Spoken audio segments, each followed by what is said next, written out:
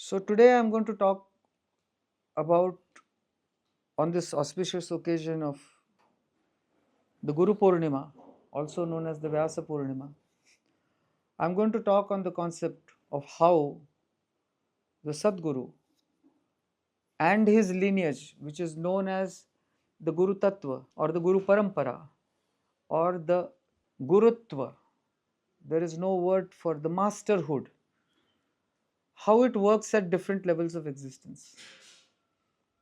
Your level of existence at physical, mental, emotional, your level of existence at astral, your level of existence at spiritual, and your level of existence beyond. Till the threshold of your total salvation, He is there.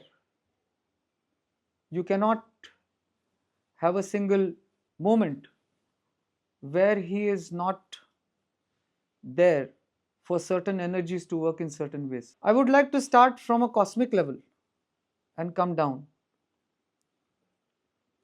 As I said, at the physical level, I am Shambhnath. My SatGuru is Yogmartand Siddhanath.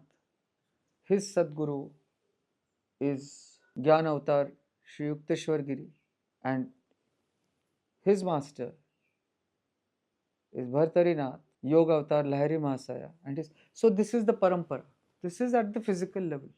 When we transcend this level of the earth and the environmental and the climatic layers of the earth and this and that, then there is a satellite phenomena which happens, where the moon, which is not actually a planet, but it is the transmitter of the energy of the planets. Like that, if you go to see,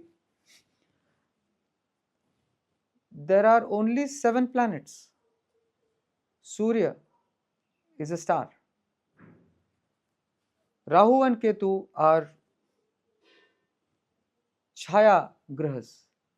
They are shadows of Shani and Mangal. Chandra is not a planet. Chandra is a satellite.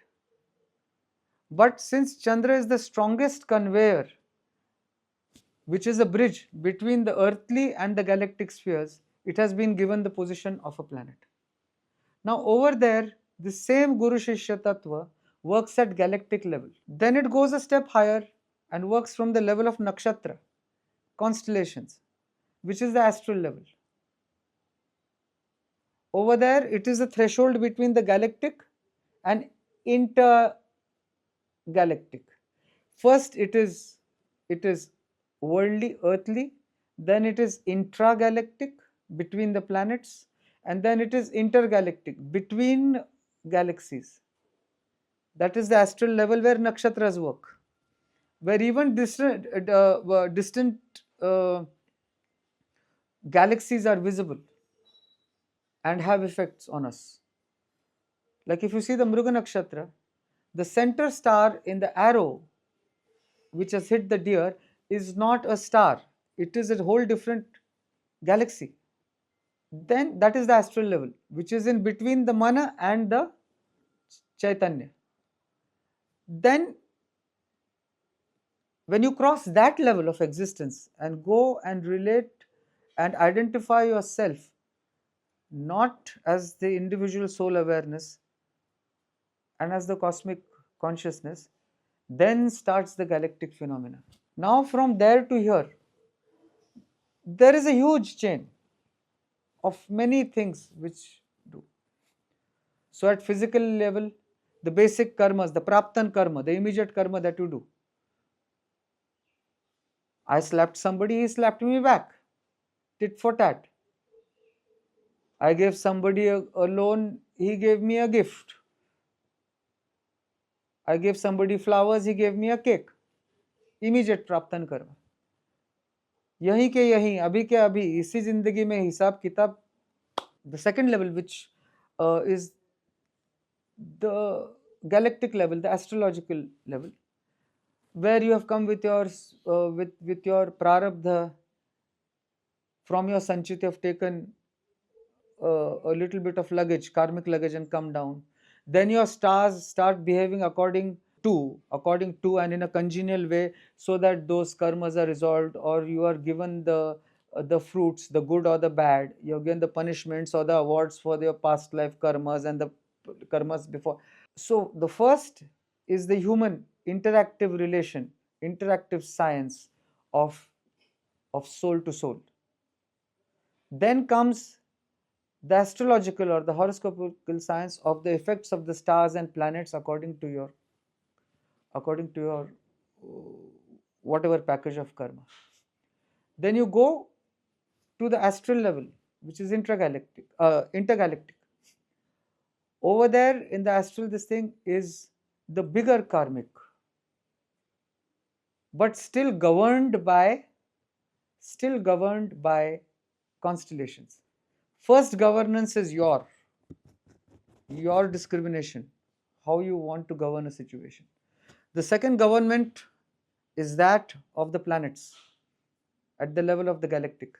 Then is the level of the constellations, intergalactic, which governs your karmic this thing on your total residual of karma, whether in praptan or in prarabdha or in sanchit or in pratyaksha or in viparit, whatever. And then when you go beyond the constellations into the cosmic folds, where there is no power except the movement of energies. There are no planetary or constellatory or star-born attractions and repulsions and repus and shadow repus and frictions and nothing. The elements have lost their hold over the realized soul. Over there starts a process where these energies are controlled by two or three very prominent, I would say four very prominent guru-disciple energies. Ganesh, the centrifugal force; Kartik, the centripetal force. Lord Ganesh is master, SatGuru, Veda Rishi, Brahma Rishi Vyas. Veda Vyasa, who we call. And the other force, which is the centripetal force, is Lord Kartik. His guru is Mahamahimna Maharshi, Devarshi, or even beyond, Brahma Rishi, Vasishtha, the senior most. So how do they work in energy?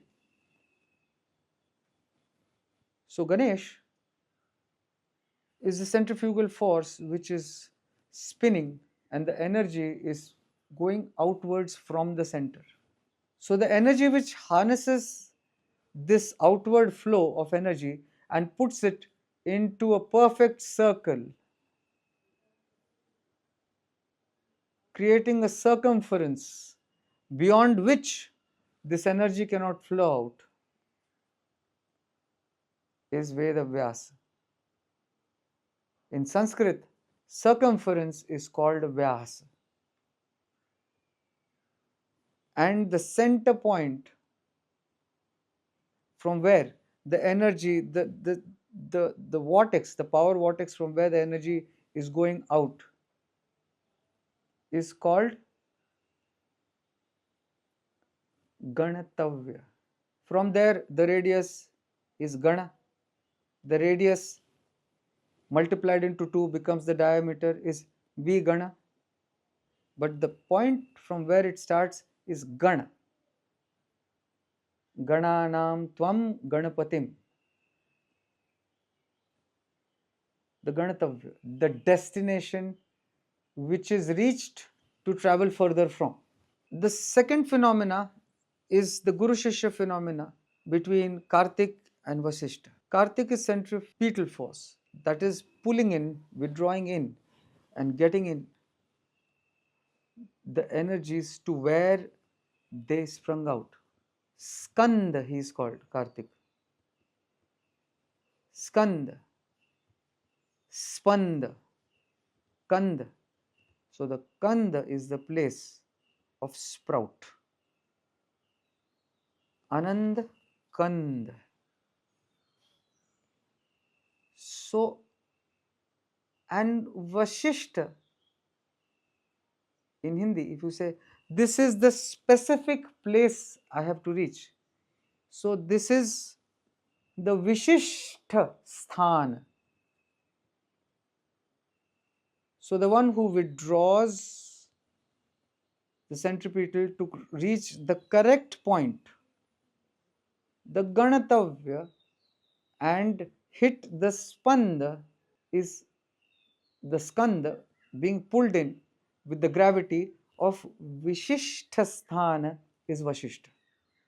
So that is how both the energies are being harnessed. Otherwise, he'll keep withdrawing, going in, and creating what? A vivara, Krishna vivara. But passing through the Krishna vivara and going into the Dhavala vivara is where the Guru forces guide. Vyas and Vasishtha. I would rather say Vasishtha and Vyas.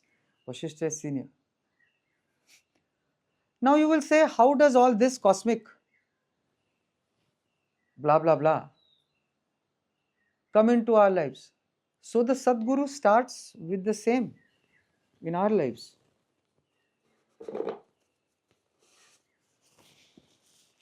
He plays the role of Vyas when he allows us to be in the outward world, but yet know from which point, from the Gantavya, from where you have left to where you have to reach back. And he decides that you will not spill beyond this circumference. In his teachings, in his kriya, in his sadhana, and you are merited with greater or larger circumference, the more stronger your pranapan anusandhan or your pranic radius increases, the bigger the circumference will be. If I've got a 3-inch compass, then my radius only will be 3 inches and my diameter will be only 6 inches.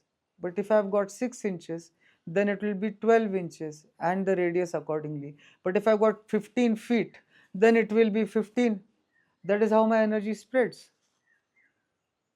It can be hundreds of kilometers, thousands of miles.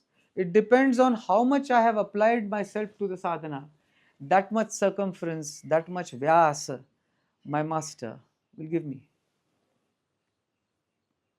So this is at the level of your mundane existence. Then you go to the higher realm of the galactic.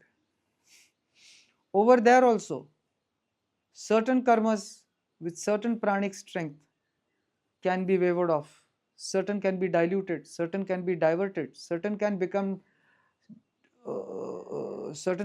diagonals, certain can become diagonally opposite, certain can match the diagonal point with the and create a tangent at the vyasa.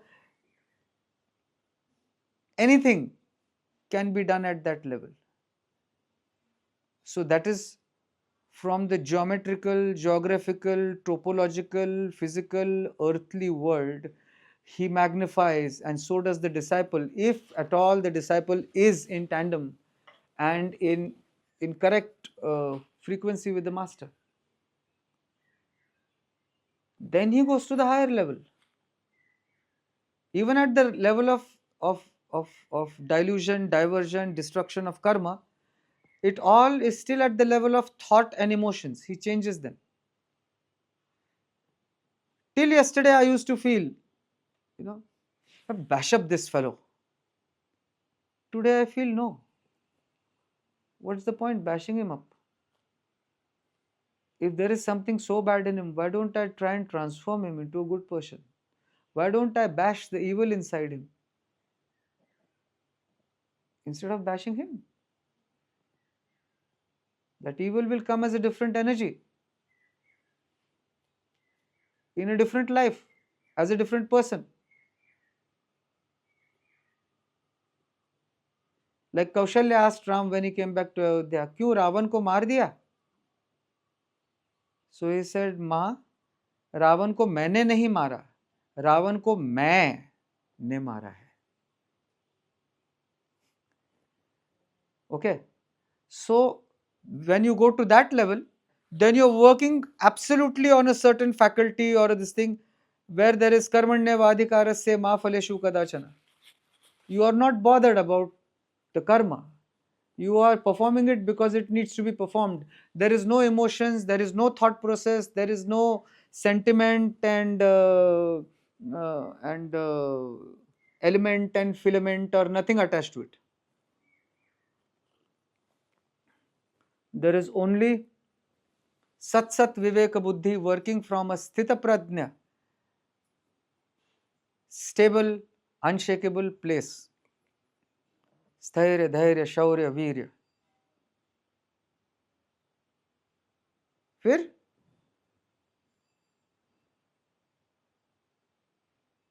Titiksha, Mumuksha, Moksha. So that is how it goes. Then it goes to that level from where the basic, from where the whole philosophy, from where the whole science, from where the whole movement of cosmos is taking place. Vyasa and Ganesh, Vasishtha and Skanda. It boils down from those cosmic energies to your personal energies. Over there, neither does karma. Your Guru travels with you. Your SatGuru travels with you up to there. Over there, no stars, no planets, no trees, no apples, no mangoes, nothing is conducting your destiny. It is your master. He decides from there. So the master from the physical to the master to the consciousness. The master, the physical. Soul awareness. The master, the galactic movements. The master, the intergalactic energies. And the master, the cosmic existence. Sarvadhi Sakshibhutam, Trigunarahitam. So the tattva comes from there to this physicality.